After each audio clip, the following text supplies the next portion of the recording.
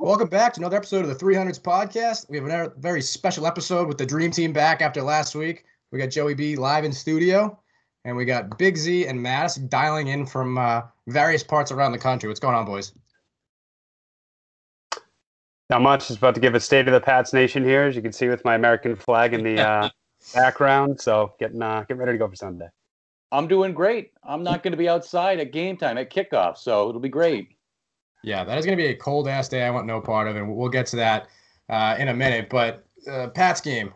Pats, Chiefs. Patriots, they've been undefeated at home. They gave the Chargers the business. They absolutely dominated a team that a lot of people had upsetting the Patriots last week. So undefeated at home, but as we all know, they've been trash on the road. So I'm kind of worried about this. I think they were 3-5 on the road, I want to say, and only one of those wins was against a good team, the Bears. The other two were the Bills and the Jets. So that doesn't really count. So to go on the road for the AFC Championship game to play high-flying offense in the Chiefs, a little concerning. What do you guys think about it? Well, I think if you just look back, too, when you look back at a couple of the past road playoff games, they're 1-4 in the last couple times they've had to travel in the playoffs. And everyone remembers those big Denver games, the AFC Championship. Yes, they had Peyton Manning. They had some pretty lethal defenses. But, yeah, I think it's going to be tough. And I think that it's going to kind of level the playing field. You talked about the weather. I think both teams are going to suffer. That ball is going to be hard as a rock, no matter who it is. So you got two really, really good offenses that probably aren't going to be able to sling it like they normally do. So, it's definitely going to be a tough one. I think the road's definitely going to factor in. I'm concerned, but I don't think I'm as concerned as Mattis is. And this is what I always say to people. Patriots don't win a lot of playoff road games. They also don't play a lot. I think this is going to be totally different than some of the games in September that they punted on, essentially. So it's not going to be a runaway by any stretch, but I'm a little less concerned about road home at this time of year. And back to what Mattis said, they're not going up against that Denver Broncos defense from a couple of years ago. That Denver Broncos defense carried Peyton Manning over the finish line that year and his career. That is not the defense we're going to see in Kansas City on Sunday night. Mm-hmm. I agree completely. And I think even more to the point, although we haven't had the best record on the road this year and we haven't had it in the playoffs in the past, I think at this point you have to take each game one by one. I don't think you can say, road games, home games, which have you. I think we have to say this upcoming game against the Chiefs. How do we stack up? And I like our chances. Yeah. And if you want to go back and talk a little more about the defense too, the Chiefs are a team that they're kind of built on their pass rushers. So we're not really going to be. I'm not expecting us to be dialing it back. Brady dropping back and really throwing the ball all around the field. I think Sony's going to be the X factor. I said he was going to be last week against the Chiefs earlier in the year. He had 2 touchdowns, over 100 yards. Last week he looked great. In Kansas City, they held Marlon Mack, and it's Marlon Mack, to 87 yards. But in their previous 5 games before that, they were giving up over 160 yards on the ground. So I think that it actually sets up really well for how you can kind of attack the Chiefs defense too in this one. But we said that against the Chargers too, and we absolutely cucked Joey Bosa and Melvin Ingram and just started chucking the ball all over the place. And the Chiefs do not have the D-backs. They don't have Derwin James. They don't have King. So I actually like our chances chucking a little bit even better against the Chargers. It's funny because not even that long ago, we would laugh at teams with that kind of game plan saying coming into Gillette, all right, we're going to control the ball. If we get into a game where we can run it, we can control the clock. That'll be a good play for us, and it never worked. Now, as we're getting into Tom Brady's twilight years, we're playing high-scoring offenses with young electric quarterbacks. We're trying to go in and control the line of scrimmage and run the ball and all those cliches. But I mean, with the team they have, it's not a bad option. Especially this is where I think the weather is going to play into their advantage. Because you can say all you want, they're all going to play in the same weather. They're all going to be dealing with the same things. Yes, that's true. But the Chiefs are, in particular, they're like the greatest show on grass. They're relying on speed. They're relying on deep plays, and not necessarily like the Patriots would be, say, a dink and dunk offense. They're relying on pure athleticism for a lot of these guys, throwing deep balls, and that's going to be slowed down if it's 5 degrees out. You're not going to have Tyreek Hill turn it into the 6th gear in the first quarter. It's going to be tough for these guys to get going. So I think that kind of grinding out, that helps the Patriots in this type of team that they have this year. And where the Patriots have about 15 running backs, it's really going to help them out this week. Yeah, I could see us going a lot of 2 running back sets, having Burkhead, White on the field at the same time. Obviously, Jimmy Neckroll had a big game last week, a couple of big touchdowns, but definitely, James White had 36 catches last week, so I would expect more of the same there. Yeah, I would too. I mean, that 15 catch effort from White was pretty impressive, breaking his previous high of the Super Bowl that he got absolutely robbed at the MVP, which I think I last week as well. Agreed. He was great, but I'm sorry, 3 touchdowns, 14 catches, including the game winner and a 2-point conversion. James White shows up in the big games. And if you look at the Chiefs too, again, it sets up very well against their defense. They're in the bottom third of the league against tight ends and pass catching running backs. So, as Joey B just said, not only do you have James White, but you also got Rex Burkhead who can go out there and catch the balls too. And maybe they will try to throw Burkhead at him a little bit. Everyone's expecting White. Everyone's going to think that it's going to be James White because he's always the one that shows up big.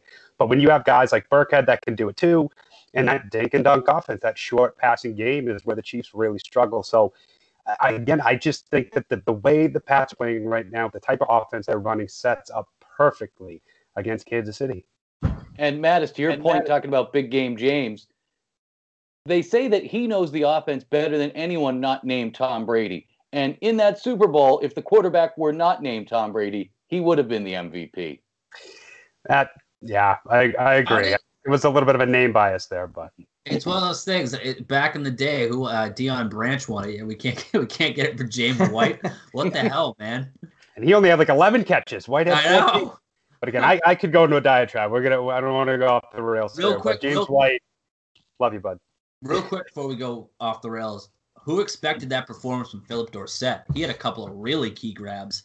And if we're talking about short passes, I think most of his were quick ones that he kind of turned upfield, or obviously the Edelman little nifty route to get King to bite before Dorsett was able to go upfield. But that came out of nowhere. No, that's a good point, because I think something the Patriots have been doing very well thus far in the playoffs is kind of doing things that people don't expect them to do. They're kind of switching things up. Right out of the gate, they elect to receive the ball, which they almost never do. They always defer. When they first did that, I was a little wary, thinking maybe they're overthinking it a little bit, trying to get going, trying to get ahead of him.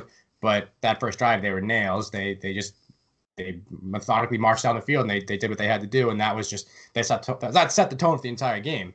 But like you said, they go to Philip Dorsett, who's been a no-show most of the season, but still very talented. Not all of his doing, though. They were trying to force the ball to Josh Gordon a lot. It's not his fault that he kind of got pushed to the back of the line. I think he fell out of favor. I think him and Brady fell out of favor. I would agree with you, Rick, but he's been here for 2 years. The first year he was quote unquote learning the offense. This year he's, I don't know how many catches he finished with, but the guy's been a disappointment. So for him to come out and look as good as he looked last week, that's great. But then also they were on the first drive, I think he only had 1 catch, but they were throwing the ball to Sony Michel, which they almost never do out of the backfield. So just really mixing it up and kind of surprising these teams. So that's what the Patriots have always been really good at, is just kind of shifting their offense and just kind of taking what the offense or what the defense is going to give you. And that's something that I think was very evident last week. Sure. Big Z, I'm actually going to come in on your side here. I'm going to have to disagree with Red and Joey B. I think Dorsett is really underappreciated. What's interesting is there was that 4-week stretch where he wasn't targeted once. He didn't get the ball thrown his way once, and I don't think it was because he was falling out of favor. I think it was because they were trying to force it to Gordon. Because an interesting stat is since week 4 or 5, I believe, Dorsett, he had 5 targets last week, only 4 catches. But before that, every single time Brady threw him the ball, it was a catch. He had a 100% catch rate up until last week, and he caught 4 out of 5. So when Brady throws him the ball, he catches it. They get it done. So when Brady wants to go to him, he will. I just think they were trying to change the offense. And I think Dorsett is actually a really sneaky weapon that people don't, maybe aren't looking at it as well as they should. And if Dorsett fell out of favor, what the hell happened to Chris Hogan as a Chris Hogan fantasy football owner? I mean, what did he do to fall out of Tom Brady's graces? We agreed to not go down these rabbit holes. Slippery slope. I'm just saying, he is the guy that has Brady's trust who fell out of favor. I think he did too. I mean, the Patriots are so stubborn that I think good word. If they don't think somebody's going to do well, they're not going to play them, even if they don't have any more options. I think Dorsett and Hogan both kind of lost the trust of Tom Brady, because if you think about it, even at his peak, Gordon wasn't getting 15 targets a game. It's not like he was taking targets from somebody else. Somebody else had room to make their own bones in that offense.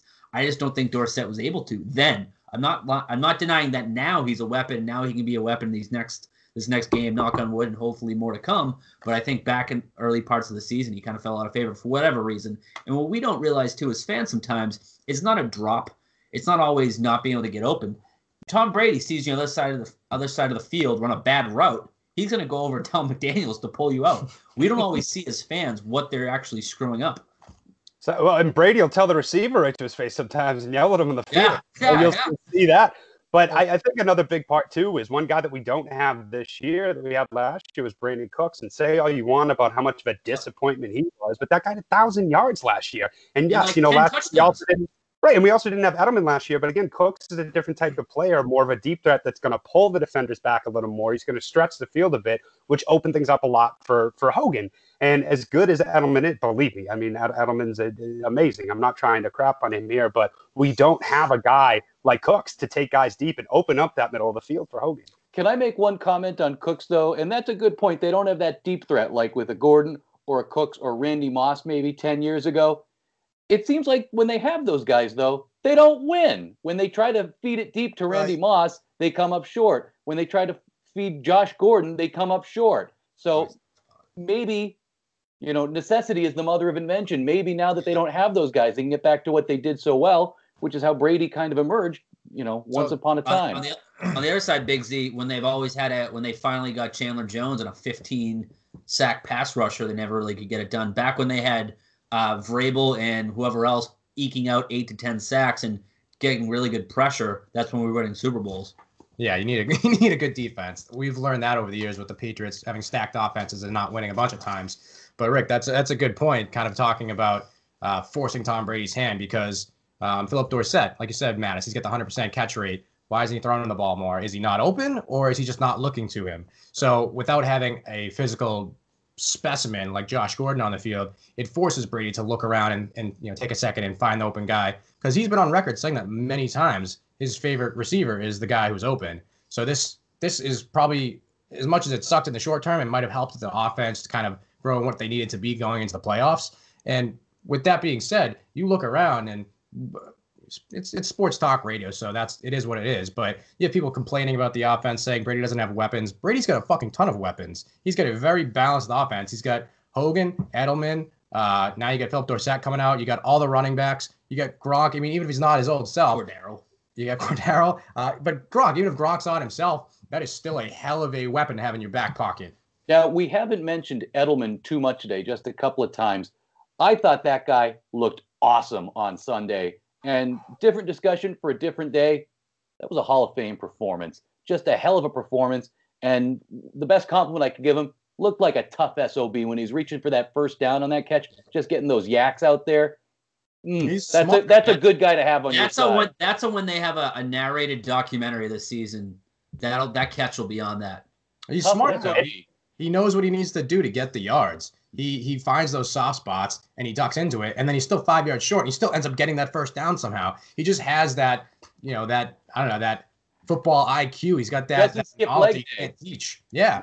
I mean, he's the anti-Brandon Cooks. Brandon Cooks would catch a ball and dive down as soon as the ball touched his hands. Anti-Brandon LaFell. He can catch a ball in the end zone and fall down. So, and you saw the stat every last week, but I mean, it's pretty impressive. He's second all time in the NFL, in the history of the league, in postseason catches. He's far off from Jerry Rice. He's never breaking that. But it's Jerry Rice, but second all time. Just think about that. That is absolutely crazy. But I want to go back to what Joey B said for a second with the Pats offense and what Reid was saying about how loaded it actually is. Patterson came back last week. He missed the season finale, and if you watch it last week, he was almost kind of used as a decoy.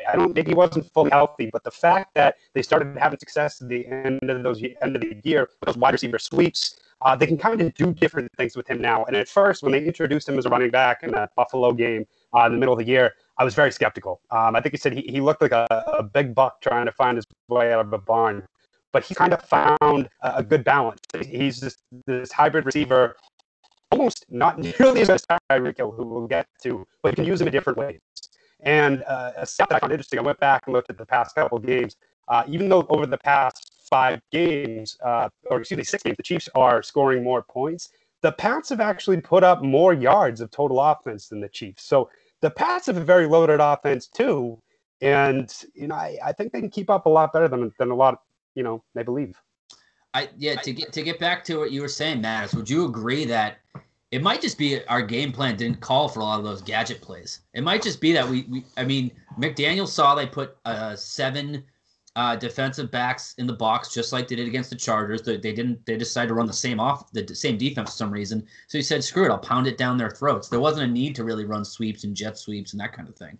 There wasn't. There was an interesting stat that I saw too. I think it was Mike Reese that pointed it out. He put up a tweet. I think in the first half, I actually did follow and see if they continued it for the rest of the game, but they only blitzed on 14% of their plays. So they weren't even sending anybody after Brady. So of course, the naysayers will say, well, Brady wasn't getting pressured, and maybe it was just because, Ingram and Bosa weren't getting help. But again, Ingram and Bosa were still on the line. They were still coming at him, and I'm going to get to how great the offensive line is. That's my X factor for the game. But yeah, I mean, the beauty of that you can actually do different things like that you can have that many options and play so many different ways on offense. It's hard to pigeonhole this offense. It really is. So something that I want to talk about, and I don't have the numbers in front of me, so we'll just we'll figure it out. We'll wing it as we go. But the stats of a team playing again in the playoffs. So that game early in the year, Patriots won 43-40. It was an incredible game. Patriots got the best of Mahomes in one of his first career starts. Now, all the way down the line of the playoffs, we're playing them again. And normally, I'm not too confident in beating a team twice in one year. If you play them in the regular season, then you play them again in the playoffs. But Chargers, Ravens. Exactly. But with you get a young Patrick Mahomes. I know he's not a rookie, but it's his second year. It's his first full year as a starter. And you have Bill Belichick, who already got game tape on you playing his team earlier this year. You give that guy a week to study that, and then everything else has been going on throughout the year. I mean, that's something I would not be surprised if Bill's got this guy, he's got him confused as all hell. Agreed. I mean, Brian Flores has been adapting his defenses all year. Usually he's been starting them slow, 2 high safeties, and then let them score some points, and we'll drill down once they figure out what you're doing. Last week he did the exact opposite and absolutely crashed the house right away. Philip Rivers didn't know what the hell to do with himself. But this week, I think that those 2 deep safeties actually might be the perfect way to beat the Chiefs. You have Tyreek Hill and Sammy Watkins running directly into coverage, and then you have Albert Wilson doing whatever he does. I'll be honest, I don't know what kind of wide receiver exactly he is in terms of low, intermediate, or high, but I think Brian Flores is going to be able to adapt to the defense to whatever we need to do and at least give us a fighting chance, and especially with the way our D-line is playing. Getting back to that shootout in Week 6 where the Pats won 43-40, found out an interesting tidbit about that game earlier today. Bill Belichick coached Patriots teams have allowed 40-plus points 7 times. 3 of those 7 times have been against Andy Reid teams. And the Patriots are 1-6 in those games. Their only win was Week 6 this year. So when they give up 40 points, it's not pretty, but they did find a way to pull it out of the fire earlier this year. Now, I went 0 for 4 on over-unders last week, so take it for what it's worth. We're probably not going to see 83 points in negative 83 degrees weather. Right. Well, they brought up a stat. They brought up a stat on Felger and Maz earlier today where they said the last however many odd single-digit playoff games where it was going to be freezing cold, the average total score was like 31.4 points or something. And I brought it up to you guys earlier. Everyone's kind of not having confidence in the total anymore. It started at 57 on Monday. It's gone down to 55.5. So I agree. I don't think this is going to be a shootout. But one thing that the Pats did very, very well against and have all year, they're 8th in DVOA against tight ends. So that's not to get too nerdy and statty on you, but it's basically cover Kelsey well. Yeah. They did. He had, what was the stat there? It was 5 for 51. And Travis Kelce is a hell of a player. He is a very, very good tight end. I mean, he might be the best in the league now. I'd probably say Ertz and then him. So they did a very good job, again, with those safeties, Chung, Harmon, McCourty. They do a really good job. It's kind of ironic considering how horrible our linebackers are in coverage, but the other guys make up for it. I'm not scared of Kelce in this one.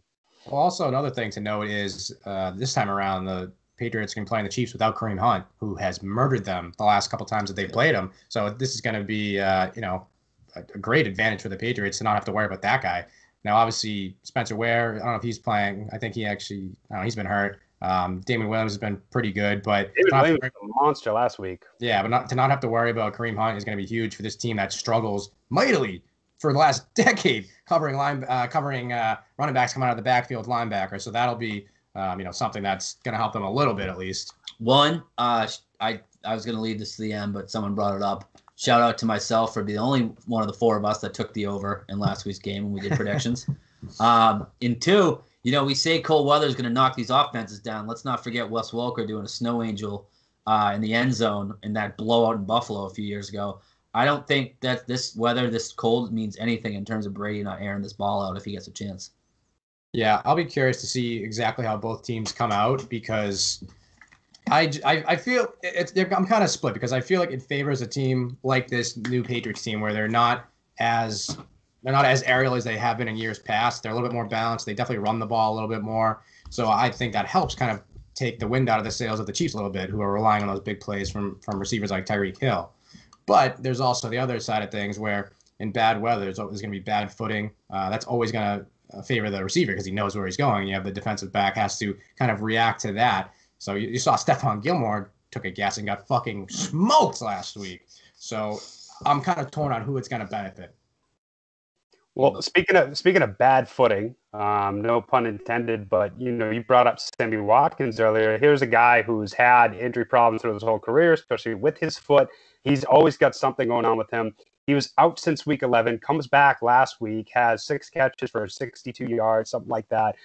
So he actually looked pretty solid. But what do? Because you got a guy like Tyreek Hill who is just lethal. I mean, this guy is as fast as a cheetah. Like, has legitimately been clocked to be as fast on the field as a cheetah. Like, the guy can run like almost 25, 30 miles an hour. So do you let him run wild? I mean, he torched us last time for, 142 yards or something like that where he had against us week 6. Do you kind of like give that up, focus on everyone else? How do you cover Tyreek Hill? Because I don't think that Gilmore has the speed to keep up with him on the outside. So I think what they might do, and we've seen in past games where what they'll do is they'll basically bracket it. So they'll double cover the best receiver, and then they'll let Gilmore cover the secondary receiver. I think they did that against the Texans with DeAndre Hopkins. So I wouldn't be surprised to just see Stephon Gilmore following Sammy Watkins all around the field, and then you're doubling Tyreek Hill with whatever cornerback, maybe Devin McCourty or maybe Chung. Maybe leave Chung on man-to-man coverage on the tight end there. So yeah, I mean, the bracket coverage is the way they've always gone, and it's typically what Belichick will do. He'll single out one guy, try to limit him in with that bracket coverage. But Hill is one of the only guys in the league that can literally blow by that coverage. So do you put like a double safety? Do you put 2 back there? I don't know. There's a part of me, it may sound crazy, where it's almost kind of like, I'm not saying forget about Tyreek Hill, but you are not going to stop him. 142 yards and 3 TDs against us last time. He is electric out there. So maybe just try to shut everyone else down and force Mahomes to just use Hill. Yeah. I think the one thing that's helpful is, normally I'd say, well, how can we continuously bracket him when we also have to deal with Kelsey? But I think Van Noy can do just fine, at least in the intermediate or in the red zone. It's when, they have the whole field to go, from midfield or from behind that, when they have that much more room for Tyreek Hill to run. We have to figure out who's covering what. If we're going Gilmore McCourty or Gilmore Chung, then what's the other safety doing, and et cetera, et cetera. So one thing I gotta say is watching this Patriots team has been fun, as frustrating as it has been at times, just because there's nothing that I love more as a sports fan, whether it's a local team or not. Nothing I love more than the aging veteran, wily vets with championship experience. They got that grit. They just know how to win. They might not have the talent, which is why 2011, 2012 Celtics, one of my favorite teams of all time. You had old Garnett, you had old Pierce. They were on their last legs, and everyone knew it. And they went down swinging, and that was a painful loss. They obviously didn't win the title that year. But just watching old guys go up against younger, talented guys, just playing on grit and balls. Those are some of my favorite teams. And I feel like the Patriots are in that position now with the 41-year-old quarterback leading the way. Yeah. Yeah, well, look what he just said this week. You could hear how butthurt he was after the game when, everyone says we suck. It fuels. And I brought up the other day to somebody, and I was like, it's just crazy how this guy can still continue to fan the flames. You know, I'll never forget watching the Brady 6 documentary, and everyone made fun of him for it. But when he was thinking back after multi-time Super Bowl MVP winner, he starts bawling his eyes out, thinking back on getting as the 190th pick. The guy cried about it. So that drive that he has is just unparalleled. And it's true. It sounds almost cliche, but you know, it's the whole, not the, you know, the size of the dog in the fight thing. Brady's just got that drive, and no one else has ever seen. It's unparalleled. He's kept the engine running at a high pace this late in his career. No one else before has ever done that. So he's doing something right. Not to say that Julian Edelman himself is not a self-motivated guy, but listen to him talk about Tom Brady and how he worships at Temple. Loves him. I think I think what drives Julian Edelman is Tom Brady. I think I think what drives Devin McCourty is Tom Brady. If you heard Devin McCourty after the game saying, "We suck, our quarterback's old, da-da-da-da," I really do think that him still getting as fired up as he does is one of the things that keeps us in it. Well, so that's a good point, because Edelman loves Tom Brady. It's like one of us. Like if I got out there, I would be like, whatever you need, I will give my life for you. I will take a bullet for you, Tom Brady. But something that's interesting to note is just kind of like that dynamic. Earlier in his career, and he won't publicly really come out and say things, but earlier in his career, Brady was, very anti getting involved. If the team didn't want to bring someone back, he's like, I'm not going to get involved. I'm not management. It's not my decision. Whereas now, being 41, he's got his guys. He knows this is the last shot he's got at winning. I mean, he may or may not have pulled Gronk out of retirement this offseason. He might do it this upcoming offseason. Edelman, I mean, would you be surprised if Brady retired and he said, all right, I got a kid. I'm done now. Brady has got his guys. And he's like, we're going down swinging. You guys are coming with me. I believe Edelman is 32, which is old for a receiver, but he doesn't seem like a 32-year-old receiver. But he looks incredible. Yeah. That's been awesome, too, because it would have been such a letdown if he came back from that suspension and he looked washed, because then you just have another thing for asshole, jealous fans to throw in your face. For him to come back, still look jacked, looking primo, and then catching balls over the middle. He's running all over people. He looks like the Edelman of old. Coming off a torn ACL, he looks incredible. Yep, and that's exactly it. Is just shutting down the naysayers. The old again, not to always bring them up, but Felger, always getting on the he had a little help. Better living through chemistry. That substance. He looks exactly the same, if not better, than he has before. So again, I think it's that passion, that drive. They just, again, like you said, they get it done at grit and balls.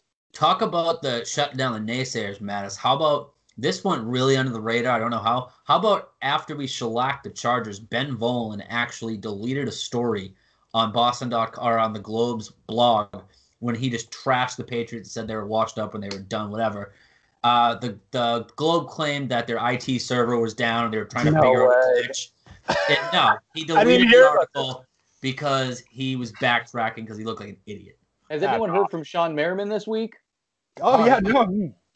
What did his manager at Taco Bell have to say? Has he been in or out this week? He got in your guys' head a little bit. You guys were very upset about Sean Merriman. Oh, I fucking hate Sean Merriman. He was such a mouthy asshole. You want to talk about steroids? Julian Edelman, obviously he missed 4 games, so I don't know how many catches he finished with, but he looked incredible coming back from his suspension. Sean Merriman, fucking cliff. And I know we went over that on the last podcast.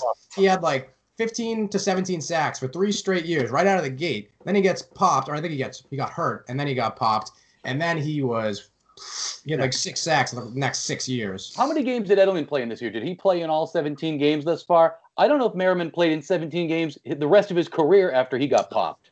I don't think he did, actually. Good point, Rick. He's played now in 13, and over those 13 games, he has a little over 1,000 yards and something like 8 touchdowns.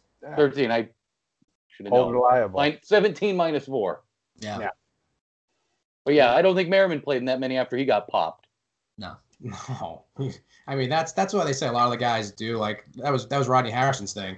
They use whatever HGH, PDs, whatever you want to call it, to come back from injuries quicker.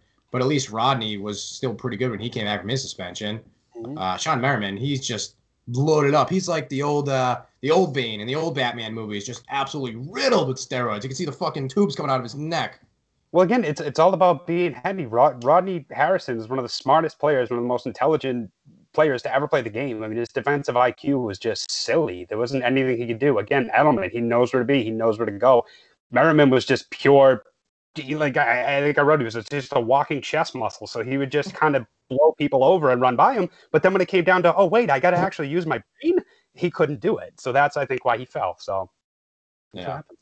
Another factor in this game that we got to talk about, and I know we put out the image that Rick had created today, was Andy Reid versus the clock. So we have Patriots versus Chiefs versus Andy Reid versus the clock. And Andy Reid has had some iconic fuck-ups managing the clock over the years. And Rick, I think you had pulled some stats you wanted to touch on of how glorious he is in this area. Well, I've just got some numbers of Andy Reid against the Patriots. So Andy Reid, his teams are 3-6 against the Patriots, but one of those wins came before Belichick was coach. So he's 2-6 against Belichick coach Patriots teams, and his teams are 0-2 against the Patriots in the playoffs. Andy Reid has only had one team make the Super Bowl. That was the 2004 Eagles, and in 14 appearances, he's 12-13 in the playoffs. So Andy Reid is a very good coach, but I think there's a clear line between Belichick and Reid, and I think the check mark goes to Bill this week again. I don't think there's a clear line. I think there's two hands between Andy Reid and Belichick. Rick, Belichick doesn't get 2 feet in bounds. Belichick got 4 feet in bounds. It is, and one other thing I'll say, I know that the talk had been going around the media in Boston last week. Do you have as much faith in Bill as you would have a year ago, 2 years ago, 5, however long? And I understand no, because he benched one of his best defensive players to piss away a Super Bowl. But I think last week showed us, yes, Bill still got it. Hey, Rick, question for you. Who did those 2004 Eagles lose to in the Super Bowl? It was Boston. No, it was the New England Patriots. Yeah, it was, exactly. And I blame that more on their cute quarterback throwing up in the huddle, but... Hey, I like Donovan McNabb.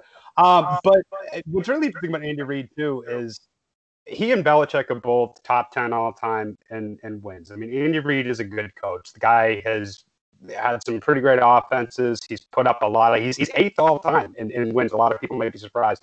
And he's had some pretty successful runs, but he's kind of like Marty Schottenheimer too, because while he has an over 60% winning percentage in the regular season, including with the Chiefs, where he's won over 68% of his game, or almost 68% of his games with Kansas City, he is actually 2-4 with them in the playoffs, and all time, he's got a 48% winning percentage in the playoffs. So he's not a good playoff coach. And I don't know if that whole clock mismanagement thing has to do with pressure, if he gets in his own head. But while he's a hell of a regular season coach, he really does struggle in the playoffs. He's not a great player. Maybe the game speeds up on him. And, you know, this isn't Andy Reid, but we saw it in that Chicago game before Parkey missed the field goal. I think they wasted their timeout. They could have gone up to the line, spiked it, and then tried to run one more play to get him a little bit closer. It's subtle things like that can make the difference. That's funny you bring that up, because where did Matt Nagy come from? The Andy Reid coaching tree. That's true. But no, just like talking about it now, he is a great coach. The Marty Schottenheimer comparison is a great one. Marty ball to its fullest. He's a great regular season coach. He's always got his team in a good spot. They're always making the playoffs. I think some of his best coaching was before this year, because he had Alex Smith throwing 30-plus touchdowns, having one of the best offenses in the league. And that guy's got a Chad Pennington arm, or at least the mind of Chad Pennington. And he's a good executive. He knew when to pull the plug and move on. Right. Yeah, exactly. He is. But no, one thing that I wanted to mention was he's got his clock management issues, but he's such a good coach, especially offensively. I wonder, is he a guy that's got the play sheet in his hand too much? He's looking at the plays. He's worrying about, what are we going to call? What are we going to run? What are we doing? Rather than being like the CEO of the team saying, here's what we need to do strategically. Here's what we have to do in these certain positions. He's too focused on the minutia, so that when it gets to, should we call a timeout, should we not, he fucks it up. There's actually the head coach should only be involved on 4th down. Are we kicking? Are we punting? Are we doing a fake? Everything else, 1st and 10, 2nd and 2, the offensive coordinator can take care of that. Why you pay them? There was actually a team. I'm not gonna remember who it is, so I won't waste time trying to think of it. An NFL team that's already out of the playoffs recently promoted somebody to handle challenges and a number of things, so the head coach doesn't even have to worry about that. Jim Tressel was a replay official or a replay coach a couple of years ago for the Colts, wasn't he? Oh, yeah, Jim Tressel. It's a National good champion. point, but the whole game speeding up on him and kind of going off what Red said too is maybe he is too rigid in what he follows because he's got a system. I mean, Andy Reid has a system. They say Belichick does too, but when you really think about it, with him and McDaniels, they've really adapted their offense and it has gone from dink and dunk to explosive back to dink and dunk to this and that. And even this year, like I said, at the end of the year, using these wide receiver sweeps and trying different things. Reid's kind of very focused on what Andy Reid does, and maybe that's part of the problem too. That he kind of freaks out and he can't adapt. And there really is no one better than Belichick at doing that. Besides the Super Bowl last year, when we were getting carved up by Nick Foles, and he didn't want to do anything different. But besides that game, there's no one better at changing that. And I think that's where Belichick really has the advantage over Reid. So, Matt just finally mentioned Josh McDaniels. Obviously he's incredible. Great that we're going to have him for at least one more game. But I think we can all agree, especially this year, he ran at least one or two plays a game where we had bang our heads off the walls. He'd be running halfback dives on 3rd and 12. He'd throw a deep ball on 2nd and 2. It's just sometimes it's like, what are you doing, Josh? And he finally, against the Chargers, I think, called his perfect game. And I think it's going to take for him doing that again to beat the Chiefs. He really has to kind of get his head into the game, kind of not be in his own mind, and really kind of to call another perfect game. Yeah. Now, do we want to get to picks? Do you guys have your picks ready? Who you got? What's the spread? It was 3. Did it go down to 2.5? Did it go up to 3.5? What are we at right now? I had it at 3 on the nose earlier today. Yeah, that's right at 3 right now. The over's gone down about 1.5, but it's down to about 3 in the spread. So 3 points for a road team is pretty average. I was reading, they give you, I think, 2.5 just being just being at home. Anyways, just being home, just as a default. So being 3 points is pretty much just. It's going to be a dead even split. So this game's going to be a toss-up. Rick, you made a good point last week. Over-under, I don't think they're going to score that many points. I would probably take the under, but that's the fucking way to watch football. Don't score, don't score, don't score, don't score. Yeah. If I like the over, I'm going to bet the over. If I don't like the over, if I like the under, I'm just going to walk away. It's like when you're playing fantasy football and the guy you're playing has all these Patriots and you're like, fuck. Yeah. But who do you guys got? Mattis, who do you got? You go first. I got us in this one. And the reason why I actually feel a lot more confident after last week, I think that it's going to be I would take the Pats, not just for the points, but for the fact that I think that we're going to win by more than a touchdown. And I know that sounds kind of crazy. I'm not going to take the over. But I do. I think it just sets up too well. I think one thing I wanted to point out is I think that the X factor in this game for us is the offensive line. So obviously Sony Michel looked great last week.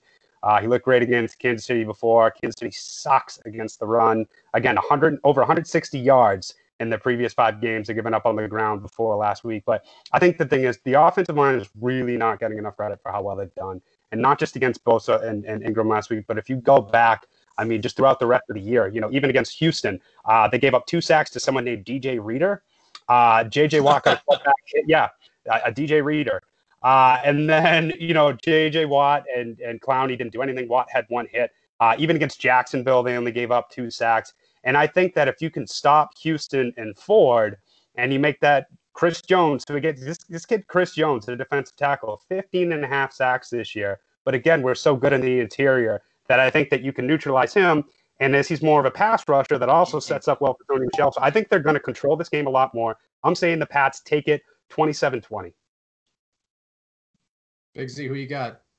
I like a lot of what Mattis just had to say.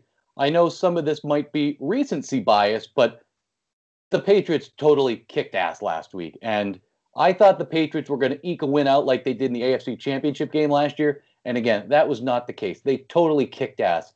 Now, the argument from some is, are the Patriots going to operate at 100%? Are they going to execute flawlessly 2 weeks in a row?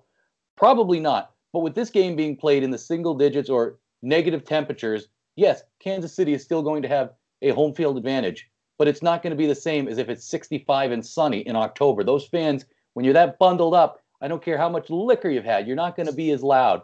I think, again, as Belichick would tell you, they're not playing the weather. They're playing the Chiefs. I think it's going to affect each team equally, but I think it will kind of chip away at that home field advantage. Patriots totally kicked ass last week. It kind of renewed my faith in Belichick, and I had an uneasy feeling all week heading into the Super Bowl last year. I don't have that feeling this year going into this game. I don't think the Patriots roll. I don't think it's going to be a lapper, but I have them winning 27-21. I really do like the Pats. This is as confident I felt about them in a playoff game, maybe since the 04 Super Bowl. Just a quick aside, I had some friends from Philly at college at that time, and I lost a couple of friends by saying, there's no chance on God's green earth that Donovan McNabb beats the Patriots. And I was proven right. I was not the most tactful college freshman. But yeah, it's been a while since I've been this confident in the Patriots. I like them 27-21. Awesome. Very good. Yeah. I have the Patriots obviously as well. To go with BC, Big Z said, a little bit of recency bias. Not only is my faith in Belichick never was shaken, but definitely put in stone. My faith in Brian Flores is in stone. Our offensive line, as Mattis has mentioned a couple times. I hit the over last week. I'll hit it again. I got Pats 34-31. I think we might get branded as a pro Patriots podcast. I know we all went Patriots last week. I'm also picking the Patriots this week. They looked great last week. I know it's going up against the Chiefs, who have been arguably the best team in the league the entire year, but I just cannot pick against Bill Belichick going up against a 23-year-old quarterback in the AFC Championship game. I just can't do it. I can't pick against Belichick versus a 23-year-old quarterback with Andy Reid got a stopwatch in his pocket. I can't. And you know what?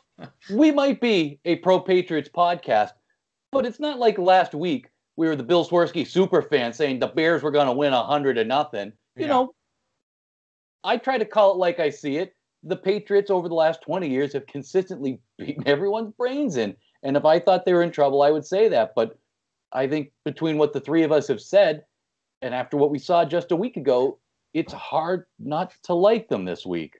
I think the big factor is Belichick versus Reid, too. You know, honestly, I get it. Belichick does very good against young quarterbacks, but Mahomes is something else. I mean, some of those throws that he was making last week, this kid is just silly. And he's the second player ever to go for over 5,000 yards and 50 touchdowns in a year in his first year as a starter, as a 23-year-old kid. So I don't think that it's really anything that Mahomes is going to do. I think that he can handle himself, but I think that Reid against Belichick is the big issue. And the last time that Reid was favored over Belichick, the Patriots won and blew him out by over 20 points. So that's a big thing for me, too. It's really just the Belichick versus Reid. Since they got to Kansas City, Reid is 2-2 against Belichick. But again, he's in the playoffs. He's not a good playoff coach. I think he's going to freak out. And I think that it's going to come down to a big fourth quarter. You'll see towards the end, Kansas City's going to fade towards the end. We'll finish strong, and we'll win the game. And that's a good point. We didn't really touch on that, but we'll add that here at the end. The Patriots, don't discount them playing up the underdog card. They're legitimately underdogs here, not just in their heads. They're legitimately underdogs on the Vegas spread. So for them to have that in their back pocket, you know, they love playing those mind games. You know, Belichick's going to be talking about that all week. He's going to have the lines posted around the locker room. That's going to get those guys ready to go. And I said it before and I'll say it again. I cannot pick against Bill Belichick versus a 23-year-old quarterback in the AFC Championship game with Andy Reid with the stopwatch in his pocket.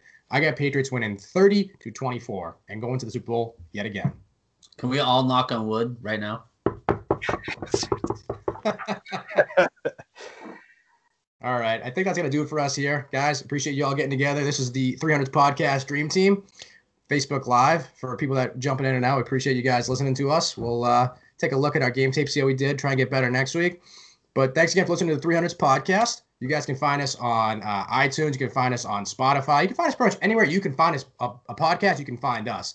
So rate us, review us, subscribe, let people know about it, and we'll see you guys next week. Let's go, Pats. Go, Pats. Go, Pats, baby.